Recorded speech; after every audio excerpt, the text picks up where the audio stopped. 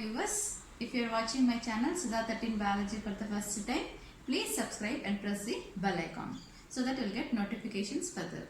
And if you like my video, please like it and share it and watch the video till the end. Okay. So today I would like to discuss about photosynthesis introduction. Okay. So what is photosynthesis? The name itself says, the word photos, which is a Greek word which means light, and whereas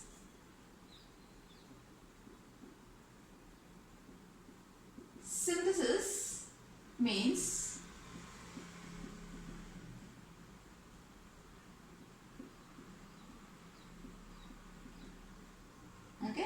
so the word photos, which is a Greek word which means light, and whereas synthesis means putting up together. Okay, so we know the basic definition for photosynthesis. It is synthesis of food materials in the presence of sunlight by the plants.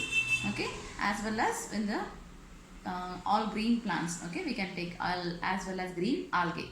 So photosynthesis, it is synthesis of food materials in the presence of sunlight, and this is anabolic process. Okay, so why we are using the term anabolic? Because as it is involved in the synthesis process, we give the term anabolic. Okay, whereas respiration, it is a catabolic process. It is involved in breakdown process. So we say that as catabolic, whereas photosynthesis is anabolic process. Okay, because it is utilizing all the raw materials, and in the presence of sunlight, it is synthesizing a complex organic compound, that is a sugar molecule. Okay, so we say photosynthesis as anabolic process, and it is also said as endergonic.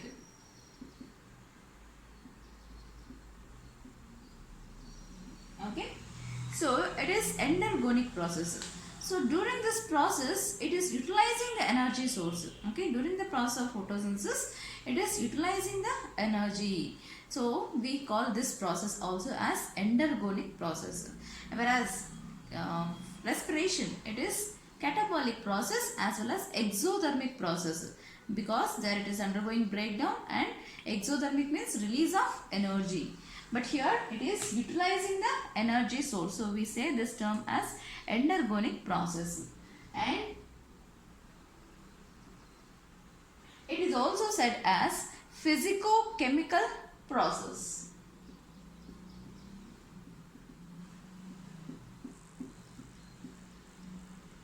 Okay. So why the term again physico-chemical process? Okay. So physico-chemical process means it is utilizing the light energy. All the green plants, they are dependent upon the sunlight for the synthesis of food materials. So in the absence of sunlight, there is no synthesis of food materials. So they trap the sunlight. Okay, all the pigments which are present in the chloroplast, they trap the sunlight and convert this light energy into chemical energy, and that chemical energy will be utilized by the plants for the synthesis of sugars. Okay, so the plants, they receive sunlight, okay, and they convert light energy into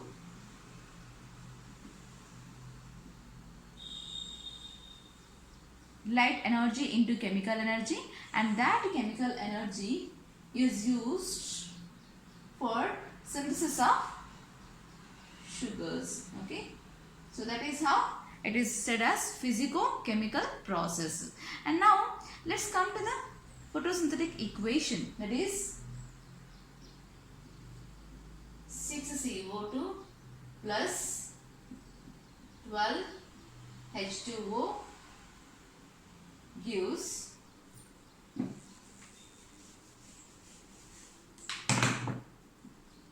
C6H12O6 plus 6H2O plus 6O2. Okay, so this is an equation which we refer for photosynthesis, where the inorganic components are used for the synthesis of a carbohydrate, that is a glucose molecule is being synthesized, which is a complex compound.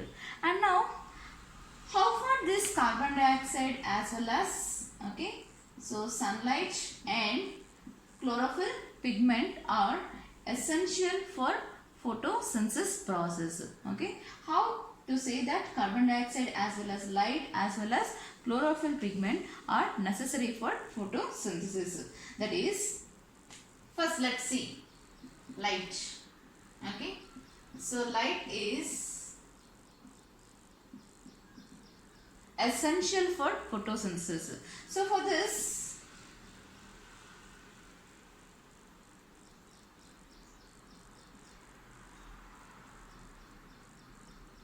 okay, so take a leaf, okay, and cover it with a black strip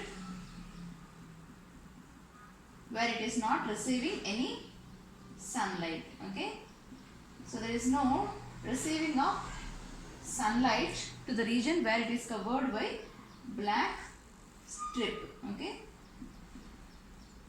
so this part of the leaf, half of the leaf is exposed to sunlight, whereas the other half of the leaf which is covered with a black strip. So this will not be able to receive sunlight, whereas this part of the leaf will be able to receive sunlight, and it will synthesize the food materials and will be stored in the form of starch. And to know that, we conduct a test. So that is test for starch, that is with iodine. Okay, with iodine.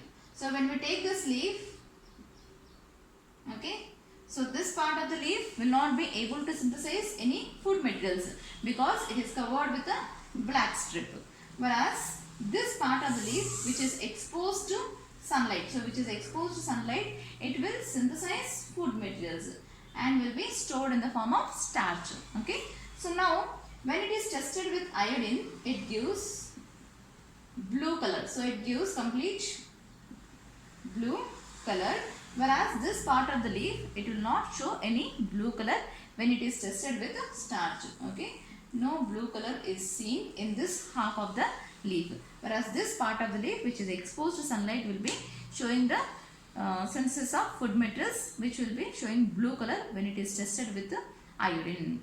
So next experiment to say carbon dioxide as well as light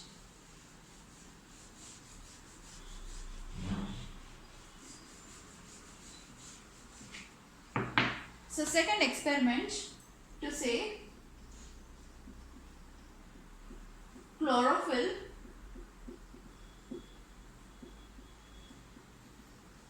is essential. To know that chlorophyll is essential, so it was taken a variegated leaf. Okay, variegated leaf experiment.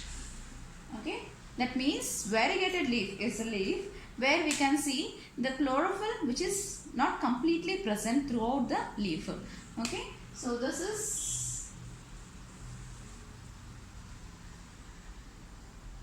a variegated leaf. Okay, so the variegated leaf which shows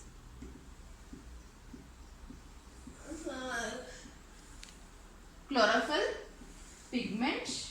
Okay, so the region where it is this region, okay, this is where the chlorophyll pigment is present. Okay, and wherever there is spots which can be seen, okay, that means these are the regions where there is no chlorophyll, where there is no chlorophyll pigment. As there is no chlorophyll pigment, this will not be utilizing will not be trapping the sunlight, and it will not be synthesizing the food materials. So now even this leaf is covered with a black strip. Okay, so half of the leaf which will be covered with a black strip. Black strip. Okay, so this is a black strip which is partially covering the leaf. And now leave it in sunlight and wait for 1 to 2 hours. So after that we can see, okay, this leaf which is covered with a black strip will not be able to synthesize any food materials. So no food is synthesized in this. Okay, and whereas because this is the region where it is not receiving any sunlight, and whereas this is the region, okay, where it shows the food materials which are being synthesized in the region where there is chlorophyll pigment present. Okay, so this region is the one where there is chlorophyll pigment present. Okay, this chlorophyll pigment where it is present, it shows the presence of synthesis of food materials, and it shows the presence of starch. And when it is tested with iodine, okay, this shows a blue color wherever there is chlorophyll pigment, and the regions where there is no chlorophyll, that means the spotted regions, okay, so no blue color, so it does not show any blue color. Only where the regions chlorophyll pigment is present, it shows the presence of blue color. So this indicates again chlorophyll is essential for photosynthesis process in order to trap the sunlight and synthesize the food materials. And next experiment is Mole's half-life experiment, okay, which indicates that carbon dioxide, okay, Mole's half-life experiment says that carbon dioxide is essential for the synthesis of food materials, which is a main inorganic compound for synthesizing the food materials. Next, carbon dioxide is essential for photosynthesis, okay, that is by Mole's half-life experiment. Okay, so now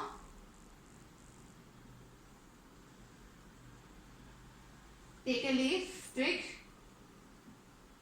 okay, and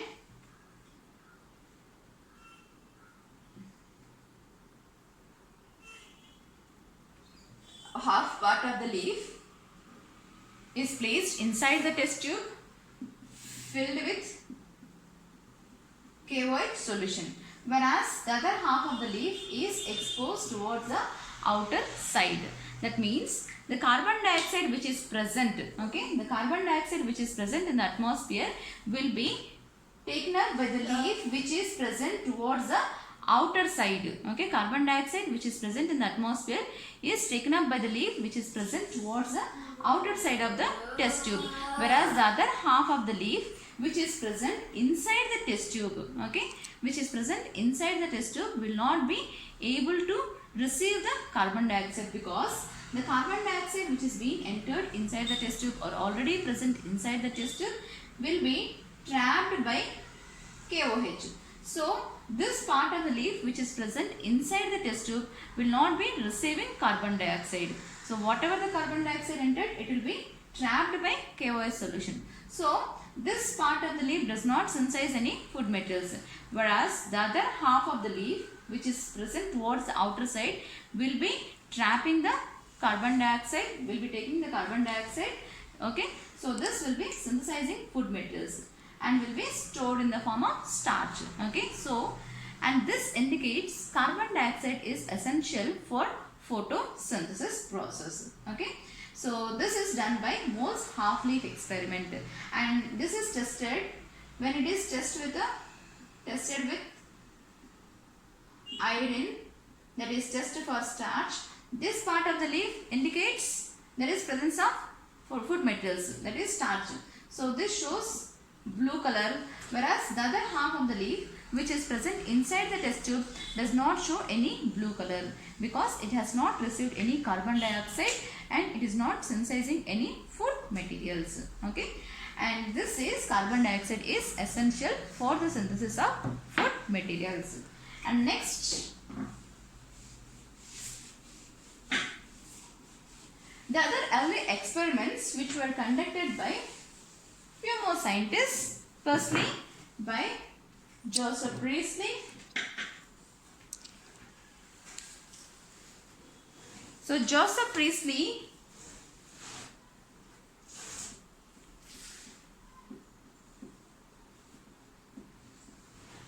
he was a scientist been conducted a Bell jar experiment by taking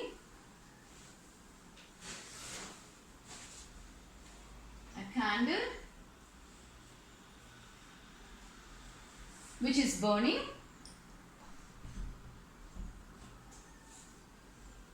and he placed a mouse inside the bell jar. Okay, so he placed mouse inside this bell jar and the candle stopped burning. Okay, so because it got extinguished, and next even the mouse was not alive, so mouse also died due to suffocation. Okay, so due to suffocation. And then he has been conducted another setup with the same bell jar. He placed a candle which is burning and he placed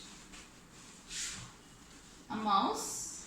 Okay, along with that he placed a mint plant. Okay, so he placed a mint plant along with this burning candle as well as even the mouse.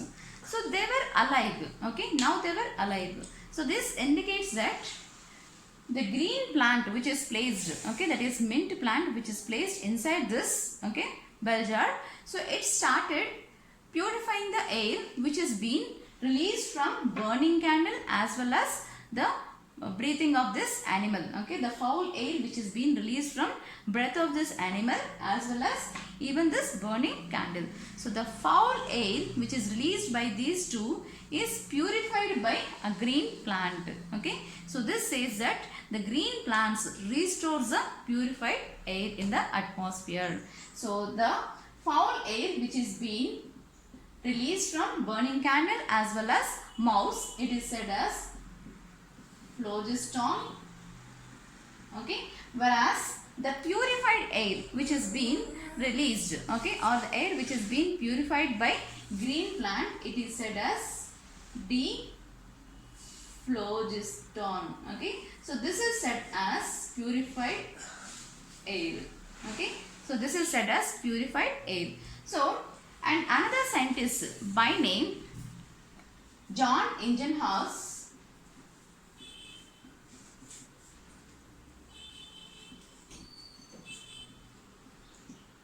so another scientist by name John Ingenhousz, he has been set up the same experiment. Okay, he has been set up the same experiment and placed both in the presence of light as well as in the absence of light.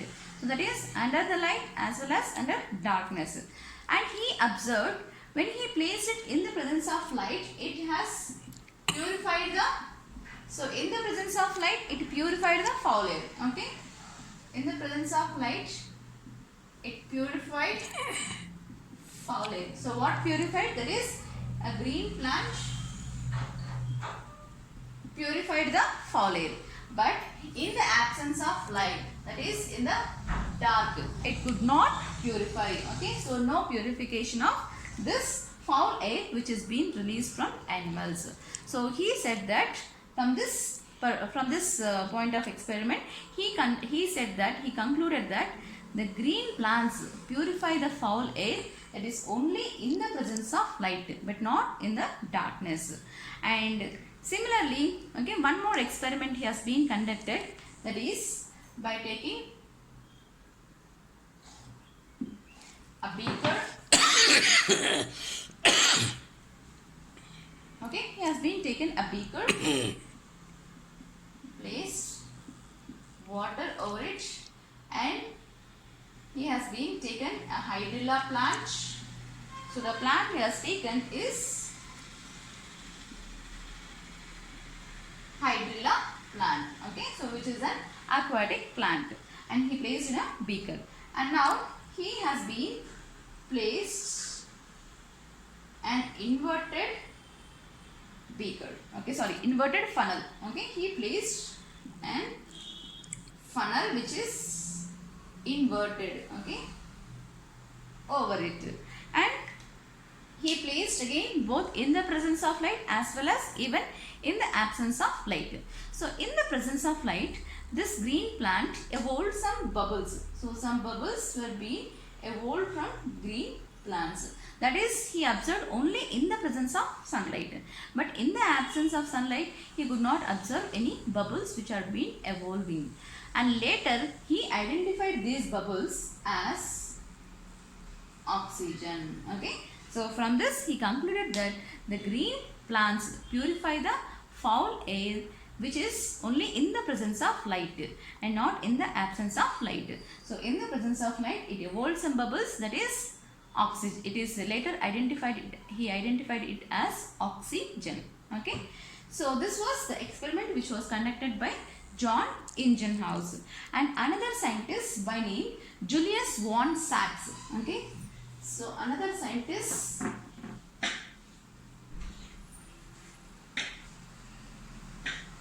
by name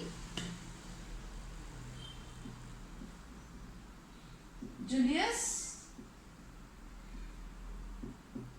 von Sachs. So Julius von Sachs, he said that glucose is a photosynthetic product, the food material which is synthesized in the plants, okay, and it is stored in the form of as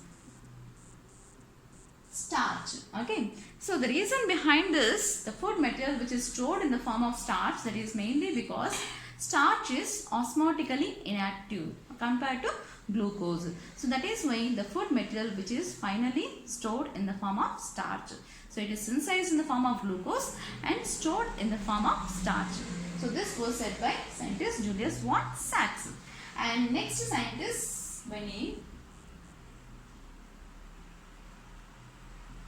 Engelmann.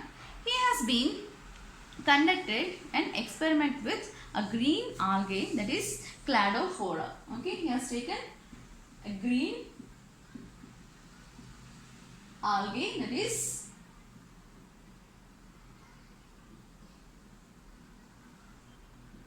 Cladophora. He has taken a green plant, the green algae, that is Cladophora, and along with it he placed an aerobic bacteria, okay, that is oxygen loving bacteria, okay, aerobic bacteria he placed along with that. And now he illuminated a prism light, okay, he illuminated a prism light. So as we know that the prism light which will be showing the VIB-Geier colors, violet, indigo, blue, green, yellow, orange and red. So VIB-Geier in the light spectrum. So with this, he has been illuminated to the green algae, okay. Along with that, he placed aerobic bacteria. So he placed aerobic bacteria, and now this aerobic bacteria which started accumulating more near blue light as well as the red light region, okay. So more in the region of blue as well as red light region, okay. So the reason is, so this aerobic bacteria which is being accumulated more in the region of blue as well as red light region, okay. So all this aerobic bacteria which started accumulating more near the blue as well as red light of visible spectrum, as because the this green algae which will be performing photosynthesis and it is evolving oxygen, okay. So where there is evolving of oxygen, and this aerobic bacteria will be accumulated there in order to consume the oxygen which is released from green algae. And from this, Engelmann was a scientist who first plotted, okay,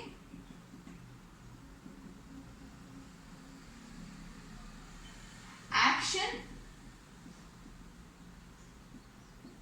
He plotted a graph of action spectrum of photosynthesis, that is by measuring the amount of oxygen which is being released during this process and as well as the total amount of carbon dioxide which is being consumed. So based on this, he has been plotted graph, that is action spectrum. First action spectrum has been plotted by scientist Engelmann by observing the amount of oxygen which is released as well as carbon dioxide which is being consumed.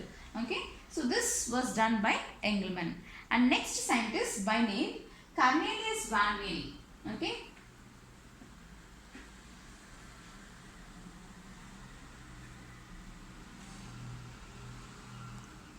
So another scientist by name Cornelius van Zyl, who has been struck a milestone in the field of photosynthesis, we can say that.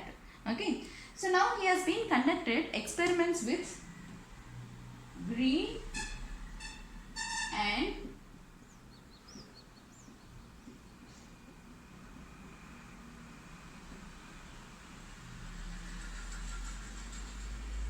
and purple sulfur bacteria. Okay, so when he was being conducting this, he demonstrated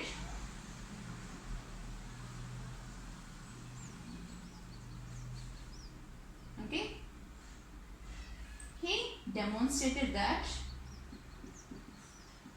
the carbohydrates which are synthesized by the reduction of carbon dioxide, whereas from the hydrogen sulfide the sulfur is being released, and it is anoxygenic bacteria which is performing the photosynthesis. It is not evolving oxygen, and that it is evolving sulfur, and for this the hydrogen donor is hydrogen sulfide. So when it is being demonstrated in case of green plants, so we write the equation 6CO2 plus 12H2O in the presence of light and chlorophyll pigment. Okay, it synthesizes C6H12O6 plus 6H2O plus 6 oxygen. Okay, so he demonstrated that all the green plants, they depend upon light for photosynthesis, and during this process the suitable hydrogen donor, okay, so hydrogen donor is nothing but water here. Okay, so the suitable hydrogen donor, so this will donate hydrogen. So it is oxidizable agent, a suitable oxidizable agent donates hydrogen to the carbon dioxide and reduces the carbon dioxide in order to produce a glucose molecule. Okay, so it is the photosynthesis is light dependent process in which the suitable oxidizable compound donates hydrogen donor to the carbon dioxide and reduces the carbon dioxide